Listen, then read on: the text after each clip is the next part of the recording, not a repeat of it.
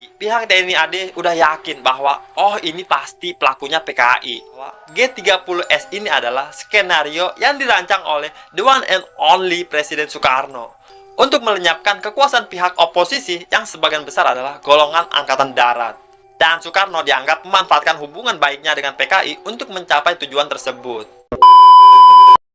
Hai sob, gua Armando. Assalamualaikum warahmatullahi wabarakatuh. Kalau kalian belum subscribe ke channel ini, jangan lupa klik tombol subscribe-nya, terutama buat kalian nih yang suka dengan sejarah. Menjadi salah satu peristiwa pelanggaran HAM terberat dalam sejarah Indonesia. Peristiwa kontroversial gerakan 30 September 1965 masih menyisakan tanda tanya besar. Siapa orang-orang di baliknya? Gimana sih cerita aslinya? Sampai apa sebenarnya tujuannya? Gue yakin teman-teman juga banyak dari kalian nih sering mendengar namanya, bahkan pernah mempelajarinya di sekolah, tapi nggak terlalu yakin sebenarnya apa sih yang terjadi pada G30 SPKI. Dan sebenarnya apa sih komunisme itu? Apa ideologi PKI yang sangat bertentangan sama ideologi Pancasila? Ayo kita bahas sesimpel mungkin biar kita bisa bareng-bareng belajar. Kalau misalkan ada yang mau dikoreksi atau ditambahkan, boleh banget nih ditaruh di bawah di sesi komentar.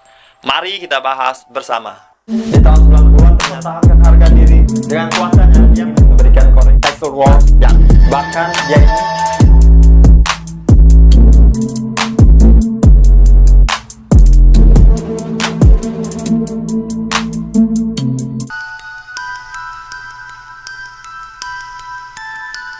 Sebelum kita ngomongin gerakan 30 September, sebaiknya kita mengenal dulu nih, apa itu Partai Komunis Indonesia dengan ideologi mereka terlebih dahulu. Apa perbedaan antara Pancasila dan komunisme, Marxisme, Leninisme? Kalian bisa ngelihat sob ya, bahwa ini adalah perbedaan dari kedua ideologi. Kalau misalkan di Pancasila, kita tahu bahwa dari sila pertama saja, ketuhanan memiliki great importance atau puncak kepentingan. Pancasila mempercayai adanya Tuhan dan bahwa orang-orang bebas memilih agama mereka sendiri. Pancasila juga mengajarkan kita untuk saling menghormati dan berlaku adil kepada semua orang. Adil ya, bukan tajam ke bawah, tumpul ke atas itu. Pancasila juga menjunjung persatuan meskipun orang berbeda-beda. Dan Pancasila percaya bahwa keputusan itu harus diambil bersama-sama melalui musyawarah dan perwakilan. Dan tujuan agar semua orang di Indonesia bisa hidup sejahtera dan juga mendapatkan keadilan. Sementara paham komunisme, ideologi komunisme tidak meletakkan kepentingan pada agama. Bahkan menurut pandangan Karl Marx, agama adalah cara untuk menghibur orang-orang yang menderita. Karl Marx percaya bahwa agama itu digunakan oleh orang-orang kaya atau orang-orang yang berkuasa untuk membuat orang-orang miskin atau orang-orang tertindas tetap tenang dan menerima nasibnya walaupun mereka hidup sulit. Jadi dalam pandangan komunisme, mereka tuh lebih fokus dengan hal-hal yang bisa terlihat dan dikerjakan di dunia nyata. Seperti memperbaiki kondisi kehidupan orang-orang dengan membagi kekayaan secara merata. Dan mereka percaya nih, kalau misalkan mereka tidak memprioritaskan agama atau ketuhanan, mereka bisa lebih fokus pada masalah kehidupan sehari-hari tanpa mengandalkan kekuatan dari luar atau supranatural. Jadi intinya adalah menyamaratakan semua orang. Mereka ingin menghapus kelas sosial. Jadi nggak ada tuh orang kaya atau orang miskin. Semua orang sama. Tapi dengan itu, jadi orang-orang juga tidak bisa memiliki sesuatu secara personal. Jadi tanah atau pabrik itu dimiliki bersama, dimiliki negara. Ini yang membedakan juga dalam komunisme. Mereka percaya bahwa cukup ada satu partai yang berkuasa, partai komunis. Jadi pemilu itu tidak diperlukan. Dan komunis mempercayai keadilan sosial melalui revolusi. Mereka percaya bahwa keadilan sosial harus dicapai dengan perubahan besar atau revolusi, bukan melalui musyawarah. Nah, Partai Komunis di Indonesia itu bukanlah sesuatu hal yang baru. Bahkan PKI itu adalah salah satu partai tertua dan terbesar di Indonesia. Dan yang tergabung di dalamnya itu berbagai kalangan, para intelektual, buruh, petani. Dan PKI bisa menjadi salah satu yang terbesar di Indonesia, walaupun di awal PKI itu bermula sebagai suatu partai kecil. Indische Sozial-Demokratische Vereniging. Lah, namanya kenapa ada sosial dan demokratisnya ya? Hah? Dan partai kecil ini didirikan sama seorang tokoh sosialis Belanda dan anggota-anggotanya itu mulai menyusup nih ke partai-partai kecil yang ada di Indonesia pada saat itu. Dan keanggotanya walaupun di awal itu kebanyakan orang Belanda, lama-lama lebih banyak nih orang-orang Indonesia. Sampai di tahun 1920 partai ini akhirnya berubah nama menjadi Persyarikatan Komunis di Hindia, PKH. Sumaun dan Darsono menjadi ketua dan wakil ketuanya. Di 1924, setelah orang-orang sudah familiar nih sama nama Indonesia, nama Perserikatan Komunis di Hindia berubah sob jadi PKI, Partai Komunis Indonesia. Dan dalam catatan sejarah, PKI ini melakukan banyak pemberontakan terhadap kolonialisme. Jadi dulu mereka berjuang juga untuk mengalahkan para penjajah, dan dalam proses itu para penjajah juga menghabisi banyak sekali orang. Ribuan nyawa melayang, dipenjara, atau diasingkan sampai akhirnya mereka tuh harus bergerak diam-diam di bawah tanah. Enggak literal ya, bukan mereka bergerak di bawah tanah beneran gitu. Cuma mereka harus diam-diam saat beroperasi gitu sob. Sampai akhirnya Indonesia merdeka. Dan di tahun 1950, PKI pun bangkit. Karena ya selama ini mereka juga belum mati. Membernya juga banyak sekali. Dan mereka mengambil posisi sebagai partai nasionalis di bawah pimpinan Dipa Nusantara Aidit atau DN Aidit. Nah, di bawah pimpinannya DN Aidit, PKI mendukung kebijakan anti-kolonialis dan anti-barat yang diusung sama Presiden Soekarno. Anggota partai ini juga akhirnya berkembang secara pesat dari hanya sekitar 3-5 ribu di tahun 1950. Di tahun 1954, mereka tuh memiliki 165 ribu anggota. Dan itu terus menjulang sampai akhirnya mereka memiliki 3 juta anggota, sob. Pada pemilu 1955, PKI itu menempati tempat keempat dengan 16% dari keseluruhan suara dan memperoleh banyak kursi di Dewan Perwakilan Konstituante. Maret 1962, akhirnya PKI gabung sama pemerintah. Para pemimpin Aidit dan Nyoto diangkat menjadi Menteri Penasehat. Dan Partai Komunis Indonesia ini aktif sekali sob. Dan salah satu gebrakan yang mereka lakukan setelah mereka bergabung sama pemerintahan Orde Lama adalah mengusulkan suatu konsep yang bernama Angkatan Kelima. Angkatan Kelima ini terdiri dari para buruh dan petani. Tujuannya adalah untuk membantu TNI dalam Operasi Dwi Korah. Operasi Dwi Korah ini adalah konflik bersenjata pertentangan Indonesia dalam pembentukan Federasi Malaysia. Jadi waktu Malaysia mau jadi negara, itu mereka mencoba untuk mendapatkan daerah-daerah sekitarnya gitu kan. Yang sampai hari ini adalah wilayah kekuasaan Indonesia.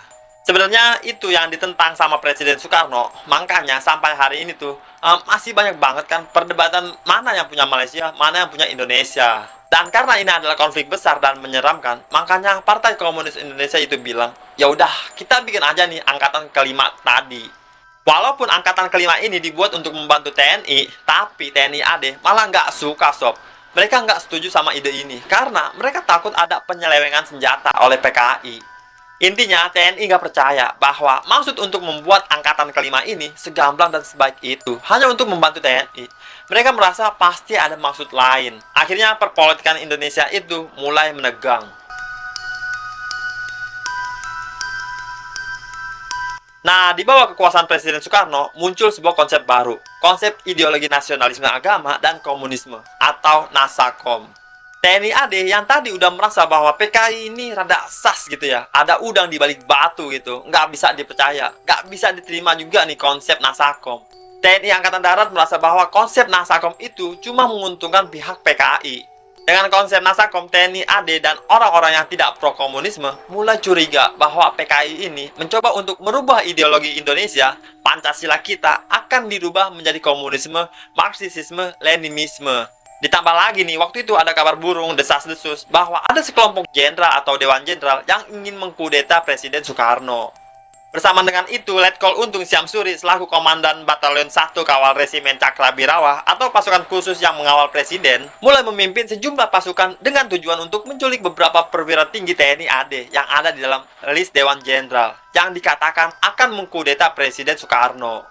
Dan perwira tinggi Angkatan Darat yang dimaksud adalah Letjen Ahmad Yani, Maijen Raden Suprapto, Maijen MT Haryono, Maijen S. Parman, Brigjen D.I. Panjaitan, Brigjen Sutoyo Siswamiharjo, dan Jenderal Ahmad Haris Nasution. Yes, I know what you're thinking. Kalian familiar dengan nama-namanya karena jalan-jalan besar kan? Menurut buku G30S, Fakta atau Rekayasa, yang ditulis oleh Julius Spohr, Letkol untuk itu membagi eksekutor menjadi 3 satuan tugas. Satgas Masopati, Satgas Bima Sakti, Satgas Pringodani. Dan ketiga pasukan ini mulai beraksi di tengah malam antara Kamis 30 September menuju Jumat 1 Oktober 1965. Tim lalu datang ke rumah para jenderal itu masing-masing dan menjemput mereka. Pas ditanya, kenapa ya? Kenapa? Oh iya pak, datang aja. Bapak dipanggil oleh Presiden Soekarno. Tapi pada akhirnya 3 jenderal, Ahmad Yani, MT Haryono, dan DI Panjaitan, masing-masing dihabisi di rumah mereka sendiri. Lalu jasadnya dibawa ke markas di kawasan Pondok Gede, Jakarta Timur. Sedangkan 3 jenderal lainnya, R. Suprapto, Sutoyo Suswamiharjo, dan S. Parman, dibawa oleh tim dalam keadaan hidup. Selain itu, pada saat mereka mendatangi rumah, ajudannya Jenderal Ahmad Nasution, Letnan 1 Pierre Andreas Tendian, menjadi korban salah tangkap. Karena kebetulan dia ada di rumah sang jenderal pada saat itu. Dan begitu sampai di markas, jadi ada 3 jenderal dan juga 1 ajudan yang salah tangkap tadi. Langsung dihabisi oleh mereka juga. Dan semuanya yang gugur pada malam itu dimasukkan ke sebuah sumur tua yang tidak terpakai dengan diameter 75 cm, kedalaman 12 meter yang kita kenal sebagai lubang buaya. Dan dari list yang tadi gue sebutkan di awal tentang nama-nama jenderal yang ditarget, satu-satunya jenderal yang berhasil selamat hanyalah Ahmad Haris Nasution. Tapi sayangnya anak perempuannya yang bernama Ade Irma Suryani itu kena tembak dan tidak berhasil diselamatkan. Nah, menurut informasi yang beredar sebenarnya nggak ada perintah untuk menghabisi para perwira tinggi tadi. Walaupun dikatakan juga Kepala Biro Khusus PKI Syam Kamaruzaman memberikan instruksi untuk membawa para jenderal tersebut dalam keadaan hidup atau mati. Nah, setelah peristiwa mengerikan ini terjadi, pihak TNI AD udah yakin bahwa ini pasti pelakunya PKI. PKI mengeksekusi jenderal-jenderal tersebut karena mereka ingin merebut kekuasaan dengan cara menculik dan membunuh para perwira tinggi yang mereka ketahui itu anti-komunis. Meskipun begitu, pihak Partai Komunis Indonesia bilang, bukan, kami tidak ada hubungannya sama kejadian ini. Kita nggak tahu tentang rencana ini. Tapi desas-desus pada saat itu adalah bahwa Untung itu terafiliasi dengan PKI, alias mereka ngeplan gerakan 30 September ini bersama.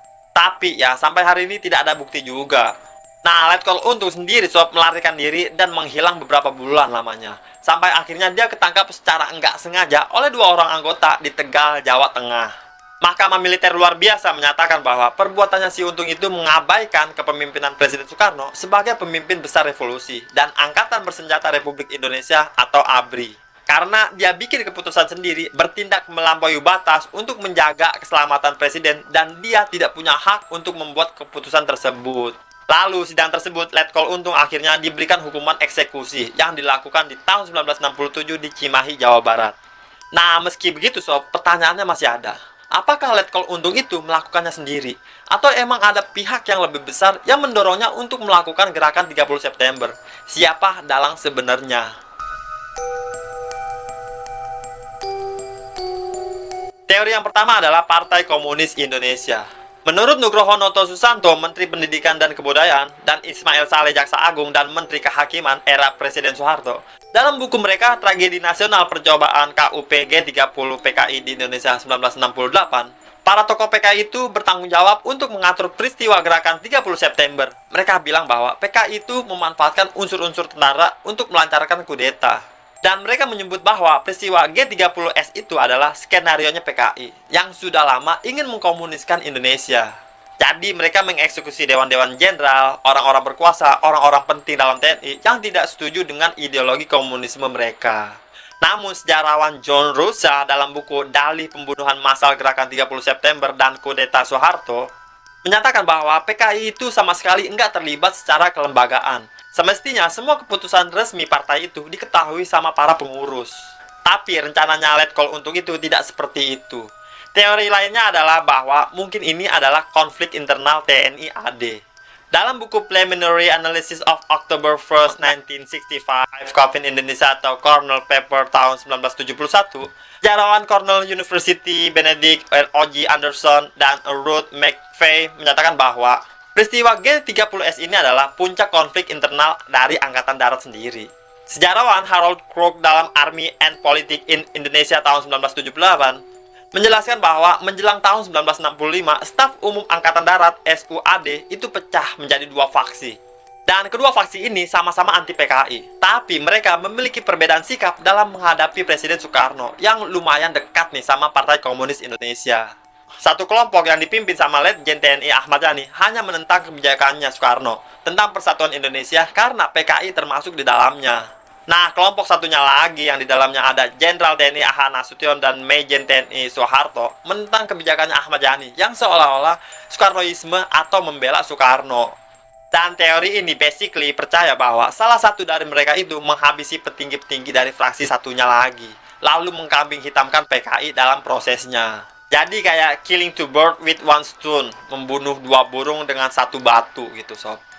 Next, teori lainnya adalah keterlibatan CIA dan agen rahasia lainnya. Profesor University of California, Peter Dale Scott menulis US and the Overthrow of Sukarno 1965 to 1967 yang terbit dengan judul CIA dan Penggulingan Sukarno di tahun 2004. Di dalamnya, Peter Dale Scott itu mengungkapkan kekhawatirannya Amerika Serikat atas kemungkinan jatuhnya Indonesia ke dalam kekuasaan komunis. Kalau kalian ingat sob, pada saat itu zaman-zaman sebelum kita merdeka pada Perang Dunia Kedua gitu, Amerika itu lagi head to head nih sama Uni Soviet. Dan katanya Amerika Serikat lumayan deg-degan nih. Indonesia yang sebesar itu baru aja merdeka, kok di dalamnya ada satu partai yang besar banget dan berkembang sangat pesat. Dan partai itu adalah Partai Komunis Indonesia. Jadi CIA membangun relasi dengan para perwira Angkatan Darat Indonesia untuk menghancurkan PKI dan menjatuhkan Presiden Soekarno. Selain mereka membangun relasi itu, mereka juga membuat sebuah skenario apa yang kira-kira bisa bikin rakyat Indonesia membenci PKI. Mungkin kalau mereka mengeksekusi orang-orang penting di Indonesia, tentunya kematian dari jenderal-jenderal penting di Indonesia akan membuat kekacauan luar biasa. CIA dikatakan juga memberikan perangkat komunikasi radio lapangan yang sangat canggih kepada Kostrad Komando Cadangan Strategi Angkatan Darat untuk memantau komunikasi, termasuk penyerangan Angkatan Darat terhadap PKI. Menurut buku ini diketahui juga bahwa AS memberikan dana sebesar 50 juta, pada zaman itu gede banget tuh sob ya, untuk biaya kegiatan KAP, Komite Aksi Penggayangan Gerakan September 30, dan memberikan nama tokoh-tokoh PKI kepada Angkatan Darat. Gue bingung nih sama Amerika ya, ikut campur mulu gitu sama rumah tangga orang. Gimana menurut kalian? Coba komen di bawah. Teori berikutnya percaya bahwa Presiden Soekarno lah dalang dibalik G30 September ini. Dua peneliti Anthony C. Deck dan John Hughes berpendapat bahwa G30S ini adalah skenario yang dirancang oleh the one and only Presiden Soekarno untuk melenyapkan kekuasaan pihak oposisi yang sebagian besar adalah golongan Angkatan Darat. Dan Soekarno dianggap memanfaatkan hubungan baiknya dengan PKI untuk mencapai tujuan tersebut. Jadi teori ini didukung dengan seorang pilot asal India, Sri Biju Patnaik, yang bersaksi bahwa pada malam tanggal 30 September 1965, Soekarno memintanya untuk meninggalkan Jakarta sebelum subuh. Seakan dia sudah tahu bahwa akan terjadi sesuatu yang besar. Tapi teori ini juga dilemahkan dengan fakta bahwa Soekarno menolak mendukung aksi 30S dan mengutuk gerakan ini dalam sidang Kabinet Dwikora di Bogor. Kalau menurut kalian gimana? Coba komen di bawah. Next, ada teori bahwa dalangnya adalah Presiden Soeharto. Seorang ahli sejarah bernama Brian May dalam bukunya Indonesian Tragedy menyampaikan bahwa Soeharto adalah dalang di balik gerakan 30S. Menurutnya, ada bukti-bukti kedekatan antara Presiden Soeharto dengan Letkol Untung dan Letkol Abdul Latif yang berperan dalam gerakan 30S. Ya, technically pada saat itu dia belum menjadi presiden. Berdasarkan keterangan Letkol Abdul Latif dalam persidangan, dia menemui Soeharto pada malam 30 September 1965 dan memberitahu Soeharto tentang aksi sejumlah perwira terhadap Dewan Jenderal. Tapi Soeharto yang pada saat itu menjabat sebagai Pangkostrat itu diam saja dan tidak berupaya menghentikan aksi tersebut karena memang ingin menjatuhkan kekuasaan Presiden Soekarno. Ditambah lagi sob, teori ini didukung dengan fakta bahwa nama Soeharto tidak termasuk dalam list Dewan Jenderal. Padahal kalau misalkan kalian tahu apa yang terjadi, dia adalah salah satu panglima penting yang menjadi ancaman rencana pemberontakan untuk menggulingkan Soekarno. Oke sob, dan teori yang terakhir adalah Chaos Theory. Sejarawan Lembaga Ilmu Pengetahuan Indonesia, LIPI, Warman Adam mengutip pendapatnya Soekarno dalam pidato Nawaksara bahwa peristiwa G30S adalah pertemuan tiga sebab. Pemimpin PKI yang keblinger, subversi nekolim negara barat, dan oknum yang tidak bertanggung jawab. Jadi dalangnya menurut Presiden Soekarno itu bukanlah tunggal dan merupakan perpaduan unsur dalam negeri dan pihak asing. Jadi sob, setelah kita merefresh memori tentang apa yang terjadi pada gerakan 30 September, sebenarnya nih ya, yang kita ketahui itu mungkin berbeda-beda. Karena bahkan sejak zaman reformasi, selain penghentian penayangan film pengkhianatan G30S PKI, kurikulum tahun 2004 itu sudah tidak mencantumkan tulisan PKI setelah G30S. Jadi ini berdasarkan sebenarnya hal-hal yang baru aja kita bahas, bahwa pelaku G30S itu tidak pernah jelas dalangnya, selain bahwa itu dieksekusi atas perintah Letkol Untung. Dan berdasarkan banyaknya penelitian yang mengungkapkan bahwa pelaku peristiwa G30S itu pastinya tidak tunggal. Dan peristiwa 30S itu tidak selesai di sini, sob. Dia menjadi awal adanya surat perintah 11 Maret atau Super Semar yang penuh kontroversi. Jujur, gua rada-rada deg-degan gitu ya, karena setiap generasi itu punya understandingnya sendiri dan juga memori yang sangat berbeda dalam mempelajari kasus ini. Semoga yang gue kumpulkan dan rangkum cukup jelas dan cukup netral, berisikan informasi. Terima kasih semuanya, dan jangan lupa di subscribe karena gua sudah nggak sabar untuk ketemu kalian lagi. Gua Armando, Assalamualaikum warahmatullahi wabarakatuh.